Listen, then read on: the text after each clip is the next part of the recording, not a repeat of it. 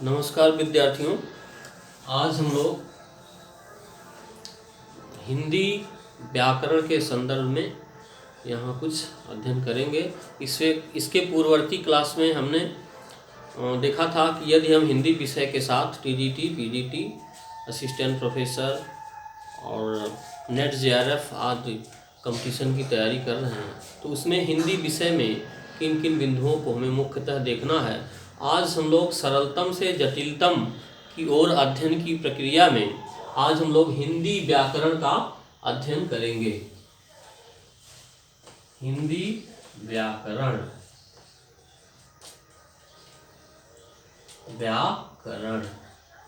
किसी भी भाषा को अच्छे से लिखने, पढ़ने के लिए, समझने के लिए व्याकरण की आवश्यकता होती है। व्याकरण शब्द पुल्लिंग शब्द है। वह रचना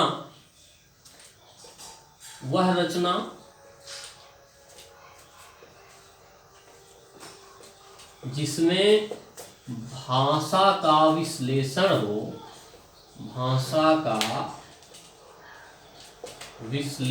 हो उसे व्याकरण कहते हैं।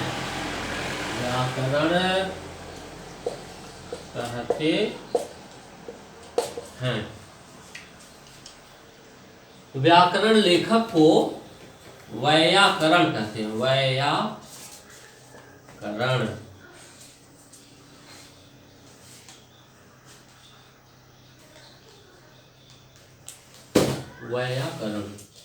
अब चूंकि बात व्याकरण की हो रही है, इसमें विश्लेषण भाषा का होता है, तो सबसे पहले हम भाषा को समझते हैं क्या है।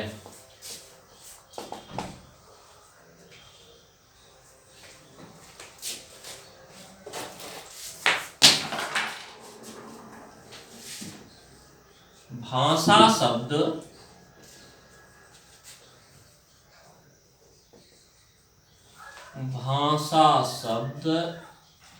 भास धातु में आ प्रत्यय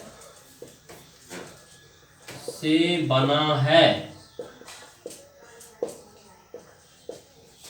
जिसका अर्थ है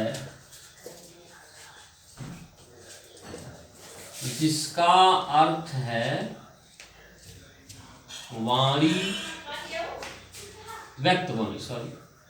जिसका अर्थ है बोलना या व्यक्त वाणी।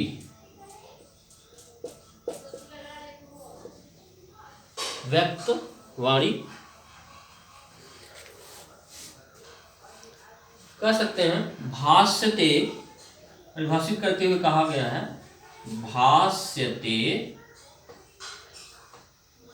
व्यक्तवाग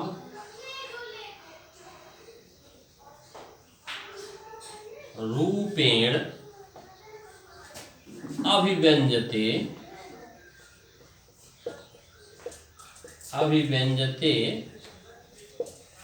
इति भाषा। अर्थात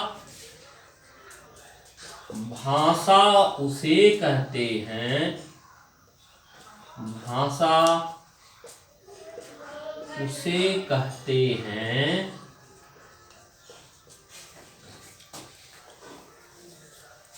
जो व्यक्त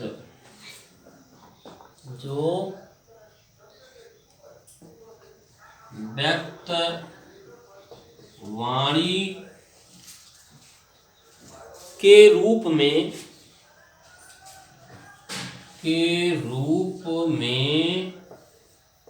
अभिव्यक्त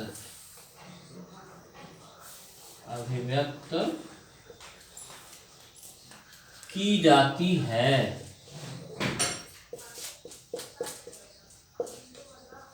विद्वानों ने भाषा को विभिन्न रूपों में परिभाषित करने का प्रयास किया है। उसमें से एक दो परिभाषा हम देख सकते हैं।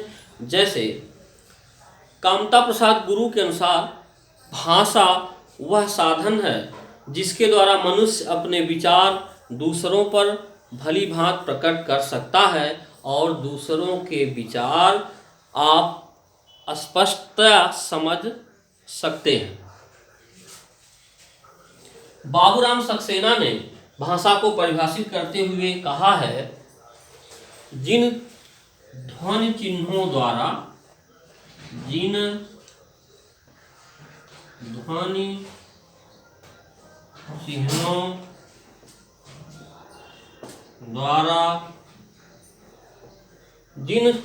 चिन्हों द्वारा मनुष्य परस्पर विचार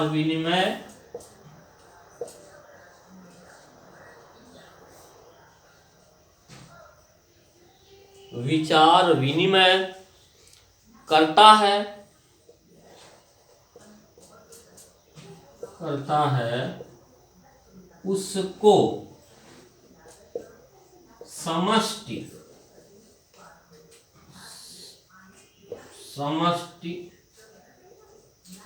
रूप में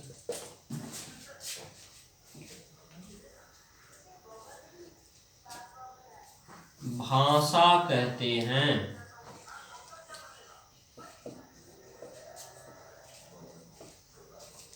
ये बाबूराम सक्सेना द्वारा दी गई परिभाषा है।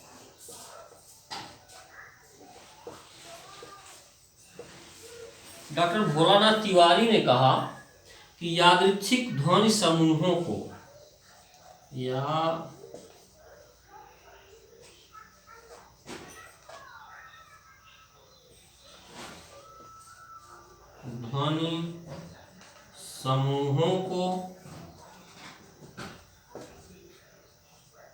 जिसके द्वारा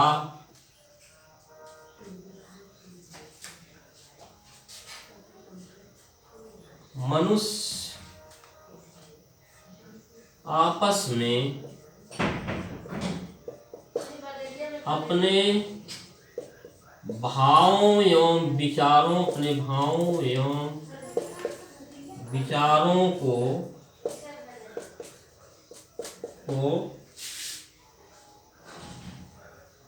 प्रकट करता है उसे भाषा कहते हैं।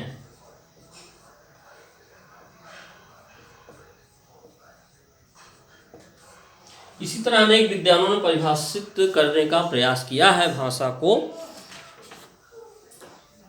हेनरी स्वीट ने लिखा कि ध्वन्यात्मक शब्दों द्वारा विचारों का प्रकटीकरण ही भाषा है। ध्वन्यात्मक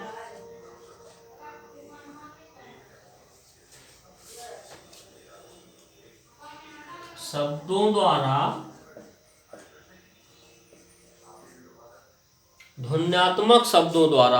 विचारों का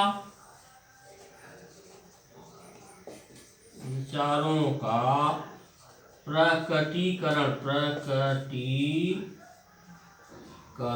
ही भाषा है। Henry sweet. इसी तरह अनेक विद्वानों ने भाषा को परिभाषित करने का प्रयास किया है।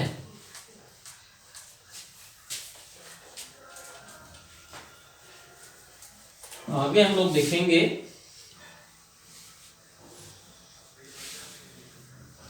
भाषा की सामान्य विशेषताएं।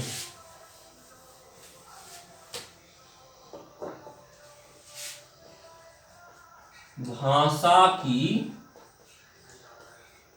विशेषताएं।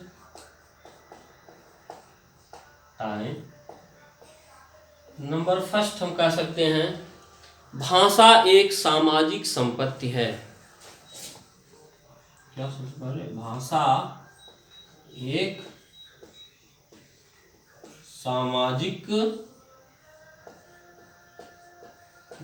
एक सामाजिक संपत्ति है। तो भाषा सतत प्रवाहमान, सहज और नैसर्गिक होती है। भाषा सतत प्रवाहमान एवं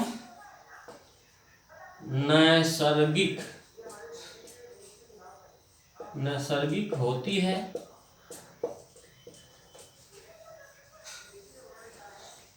भाषा अर्जित संपत्ति है। भाषा अर्जित संपत्ति है। भाषा परिवर्तनशील है। भाषा परिवर्तनशील है। भाषा भाव संप्रेषण का माध्यम है। भाषा भाव संप्रेषण का माध्यम है। भाषा अनुकरण से सीखी जाती है। भाषा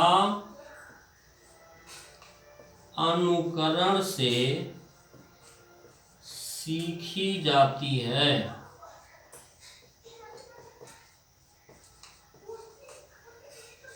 7 नंबर में कह सकते हैं, भाषा जटिलता से सरलता। भाषा जटिलता से सरलता तथा संयोगात्मकता से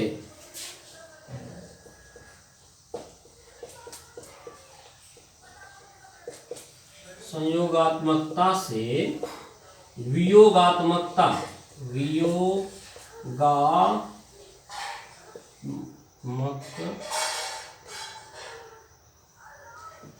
भाषा जटिलता से सरलता तथा संयोगात्मकता से वियोगात्मकता की ओर उन्मुख होती है। की ओर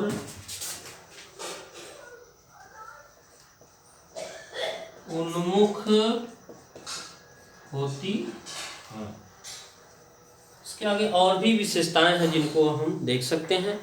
भाषा परंपरागत वस्तु है। भाषा परंपरागत वस्तु है। प्रत्येक भाषा की संरचना पृथक होती है।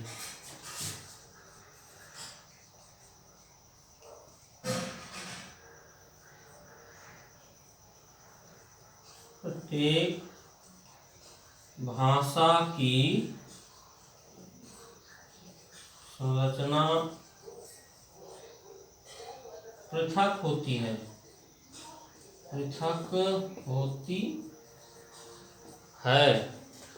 भाषा विकास के चरण आंगिक, वाचिक, लिखित और यांत्रिक होते हैं।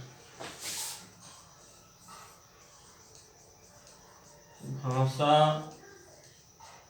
विकास के चरण आंगिक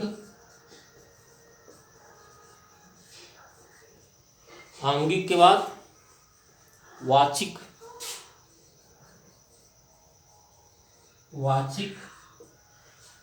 के बाद लिखित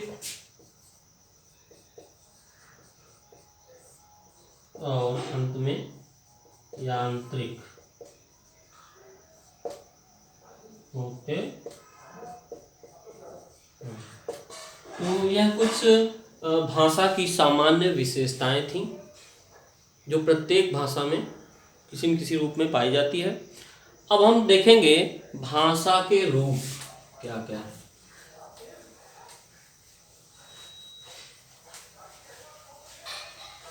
इसमें से भी क्वेश्चन कभी कभी आते रहते हैं। जैसे पूछ लिया गया, हिंदी एक संयोगात्मक भाषा है कि वियोगात्मक भाषा है? तो हिंदी एक वियोगात्मक भाषा है, संस्कृत एक संयोगात्मक भाषा है। आगे हम भाषा के रूप पर अगर बात करें, भाषा के रूप, तो मुख्यतः भाषा के 3 रूप बताए जाते हैं। कौन कौन से? मौखिक भाषा, मौखिक भाषा, लिखित भाषा और तीसरा है सांकेतिक भाषा, सांकेतिक भाषा।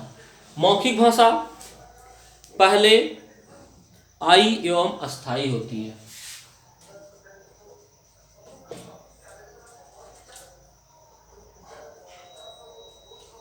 पहले आई एवं अस्थाई होती है।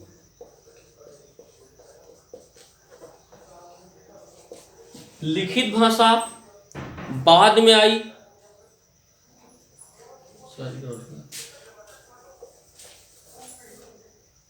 मौखिक भाषा पहले आई एवं अस्थाई होती है, अस्थाई होती है।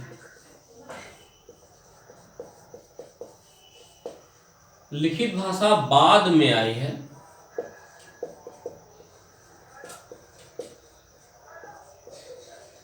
अस्थाई होती है।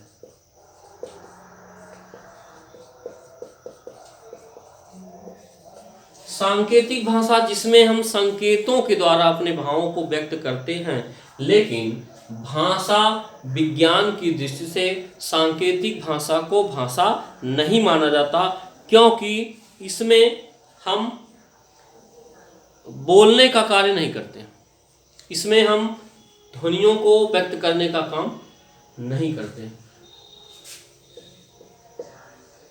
संकेतों द्वारा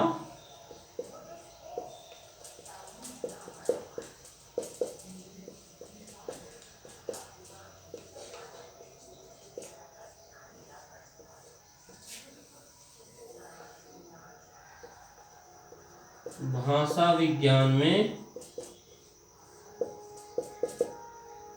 सांकेतिक भाषा को सांकेतिक भाषा को भाषा नहीं माना जाता है। अब बात आती है भाषा के प्रकार या भाषा के विभिन्न भेद।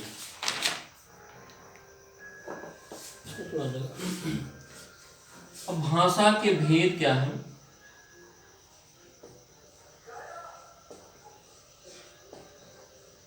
भाषा विभिन्न प्रकार की होती है, इसको एक निश्चित क्रम नहीं दिया जा सकता, इसको बहुत से हम वर्गीकरण बहुत तरह से बहुत आधार पर कर सकते हैं, लेकिन मुख्य रूप से जो भाषाएं हैं विभिन्न रूपों में प्रचलित, उनको हम यहाँ पर थोड़ा सा नाम देखेंगे, उसके बारे में थोड़ा सा बात करेंगे। जैसे एक हमारी मातृभाषा है। मातृभाषा वह भाषा जिसे हम अपने माता से सीखते हैं। नाम देखते हैं राष्ट्रभाषा, क्योंकि हम भाषा विज्ञान का पोर्शन नहीं व्याकरण में चर्चा कर रहे हैं, तो इसलिए इसको संक्षिप्त में देखेंगे। राष्ट्रभाषा वह भाषा जो किसी भी राष्ट्र के अधिक से अधिक लोगों द्वारा बोली जाती है। तीसरा राजभाषा, वह भाषा जिसमें राजकीय कार्य होते हैं।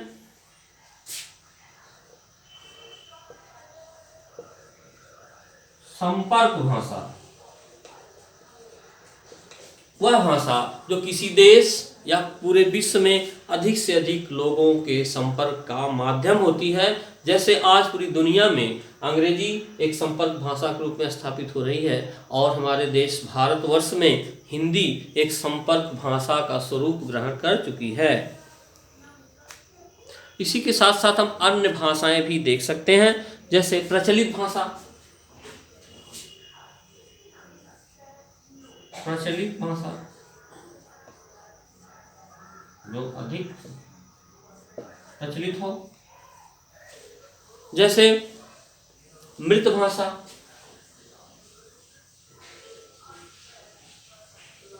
मृत भाषा जिसका कभी पहले प्रयोग होता था, अब नहीं हो रहा है। जैसे हम प्राकृत की बात करें, उसका प्रयोग आजकल नहीं हो रहा है। अवहट्ट की बात करें, उसका आजकल प्रयोग नहीं हो रहा है। स्थानीय भाषा। स्थानीय भाषा स्थान विशेष की भाषा। एक कहावत है कि कोस कोस पे पानी बदले 8 कोस पे वाणी। इसे कूट भाषा है।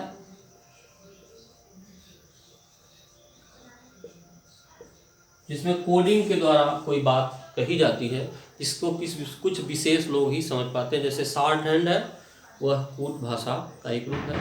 और विभिन्न प्रकार के जैसे सैनिकों में गुप्तचर लोग इस तरह की भाषा का प्रयोग करते हैं।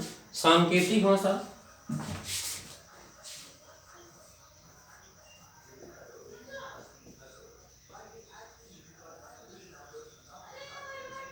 जिसमें संकेतों के माध्यम से भावों को व्यक्त किया जाता है। आधार भाषा।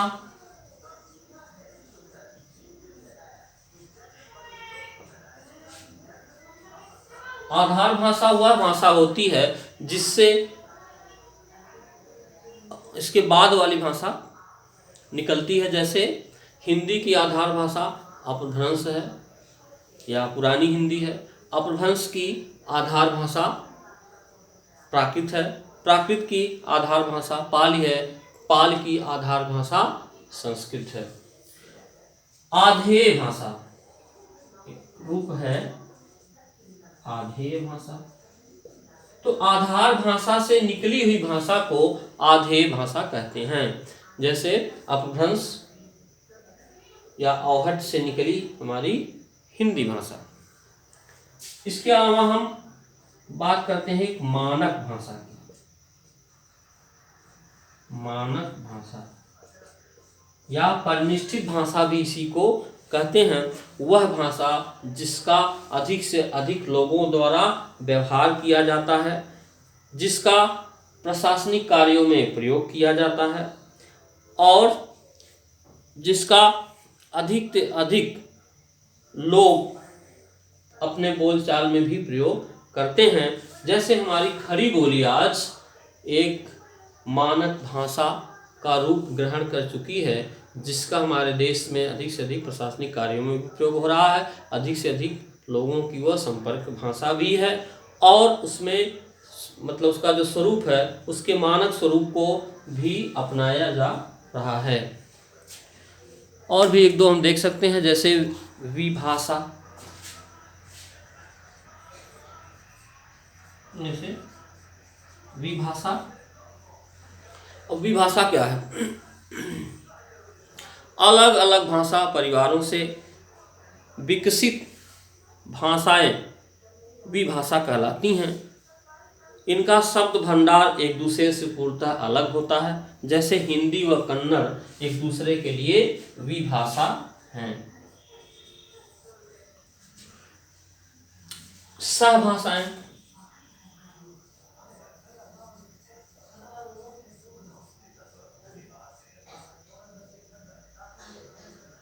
सहभाषाएं एक ही भाषा परिवार की भाषाएं आपस में सहभाषाएं कहलाती हैं। जैसे संस्कृत है, पाली है,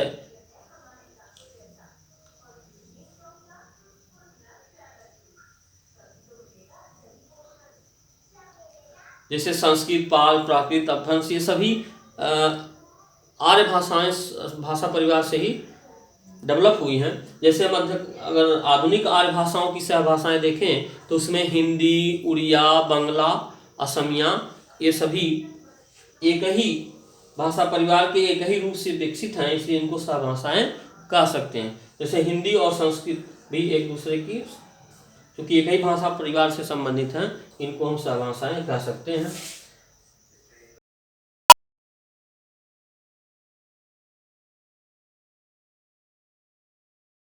भाषाएं।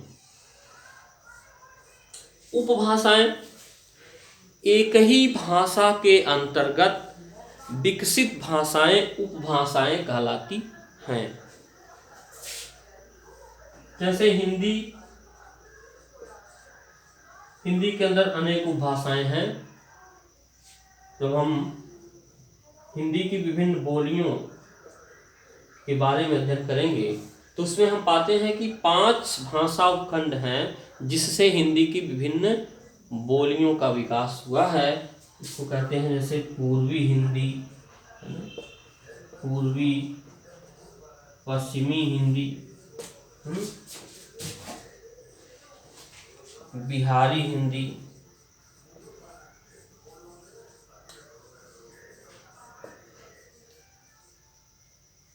पहाड़ी हिंदी,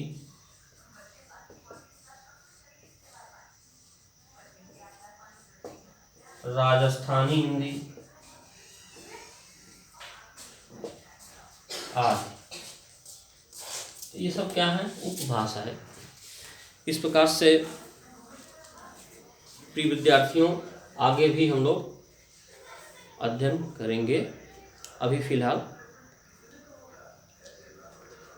बाय।